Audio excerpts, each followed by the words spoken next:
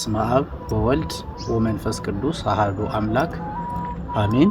በልዑል እግዚአብሔር የተወደዳችሁ የእግዚአብሔር ልጆች፣ የእመቤታችን የቅድስት ድንግል ማርያም የአስራት ያደራ ልጆች፣ የቅዱሳን አባቶቻችን ማህበርተኞች በልዑል እግዚአብሔር ፍጹም ሰላም እንደምን ዋላችሁ? እንደምን ከረማችሁ?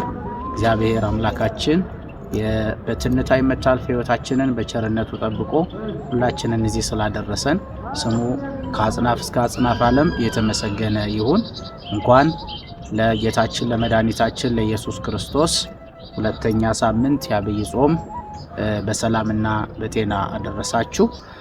እንደሚታወቀው በኢትዮጵያ ኦርቶዶክስ ተዋሕዶ ቤተክርስቲያን አስተምህሮ ስርዓት መሰረት ሁለተኛ ሳምንት የዐቢይ ጾም ሁለተኛ ሳምንት ቅድስት ይባላል።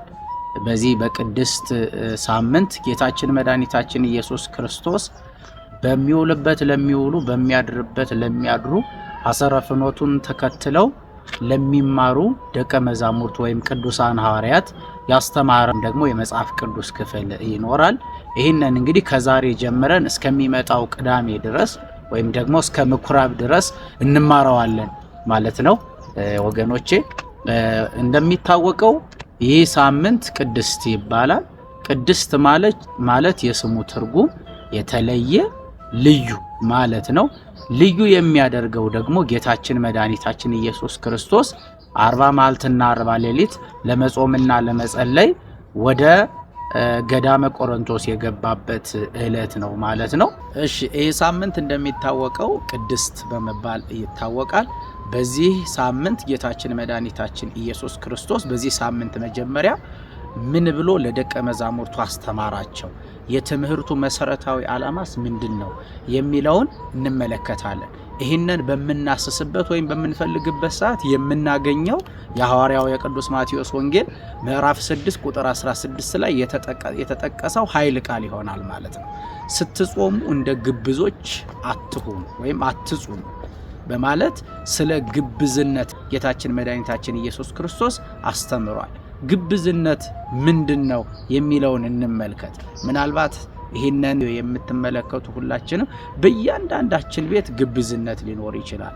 በተለያየ ቦታ ላይ ግብዝነት ሊኖር ይችላል። ግብዝነት ማለት ታይታ ማለት ነው።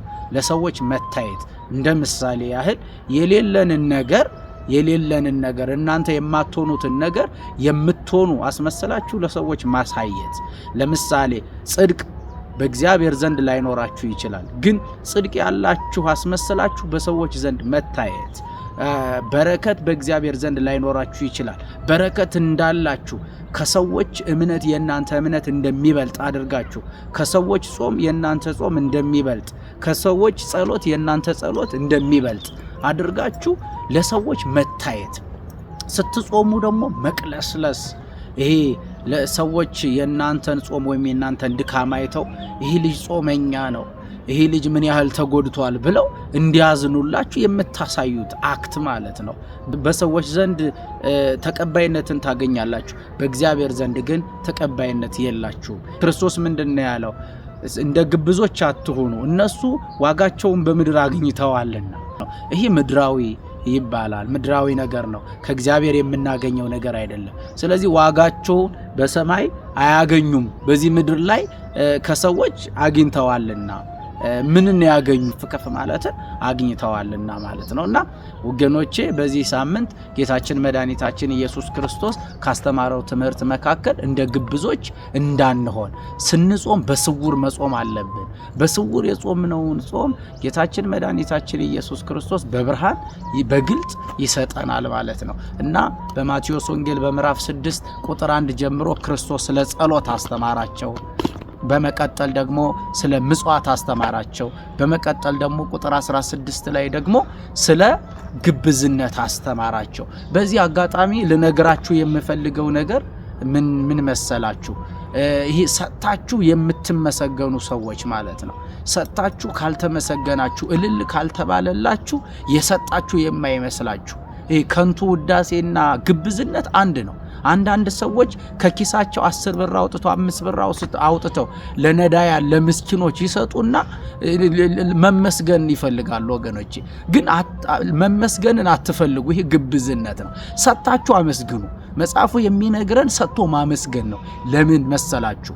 ይሄ ንፉጎችና ኃጢአተኞች በበዙበት ንፉጎች በተሰበሰቡበት ዘመን አንተን ሰጭ አድርጎ እግዚአብሔር ስለመረጠ እግዚአብሔርን ልታመሰግነው ይገባል።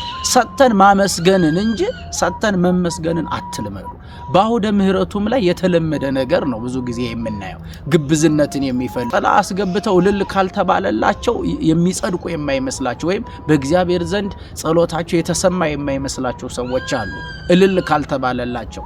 እንዲሁም ደግሞ ገንዘብ ሰጥተው እልል ካልተባለላቸው ደስ የማይላቸው ሰዎች አሉ። ከሰዎች ነው ደስታን የምትፈልጉት ወይስ ከእግዚአብሔር ነው ደስታን የምትፈልጉት? ከእግዚአብሔር ደስታን የምትፈልጉ ከሆነ በስውር ስጡ፣ በግልጥ አምላካችሁ እግዚአብሔር ይሰጣችኋል። ይሄንን ነው ክርስቶስ በዛሬው ዕለት ያስተማረው። ግብዝነትን አስወግዱ። እነ መምህር ገሌ እኛ ካልሰበክን ጉባኤው ከንቱ ነው፣ እኛ ካላስተማር ሰው ትምህርት አይገባውም፣ ህዝቡ አይመጣም የምትሉ ግብዞችም በአገልግሎት የምትመስሉኝ ካላችሁም ከዚህ ድርጊታችሁ ተቆጠቡ። ዲያብሎስ ሊያጠምዳችሁ ሲፈልግ መጀመሪያ ላይ የሚያደርገው ምንድነው? ግብዝነትንና ከንቱ ውዳሴን በአንዳንድ ሰዎች ምክንያት ወደ እናንተ ይልካል። በአንዳንድ ሰዎች ምክንያት እነዚያ ሰዎች ይመጡና እንደርሶ ያለ ሰባኪ የለም፣ እንደርሶ ያለ አስተማሪ የለም፣ እርሶ ከሌሉ እኮ በቃ ጉባኤው ይበተናል ሲሏችሁ ደስ ይላችኋል። ዋጋችሁ በምድር ቀረ ማለት ነው። ጥንቃቄ የምናደርግበት ሳምንት ነው። ከግብዝነት ጾም የምንርቅበትና እግዚአብሔርን የምናስደስትበት። እኛም ዛሬ እንደዚህ ያለ ተልእኮ የሚያመጡብንን ሰዎች እንደርሶ ያለ አስተማሪ የለም የሚሉትን ሰዎች በትህትና ልንመልሳቸው ይገባል። ለምን? የምድሩ ነገር ኃላፊ ነው፣ ሰማዩ ደግሞ ታላቅ ነው ማለት ነው። እሺ፣ ስለዚህ ወገኖቼ በሚያልፍ ቀን ውስጥ የማያልፈው እግዚአብሔርን ተስፋ አድርገን የምንናፍቃትን ሰማያዊት ርስት መንግስተ ሰማያትን መውረስ እንድንችል እግዚአብሔር አምላካችን ሁላችንን ይርዳን። ተመልካቾቼ እያያችሁ ሰብስክራይብ እያደረጋችሁ እኔን ታናሽ ወንድማችሁን እንድታበረታቱኝ ጠይቃለሁ። በሎል እግዚአብሔር ስም ጠይቃለሁ። አመሰግናለሁ።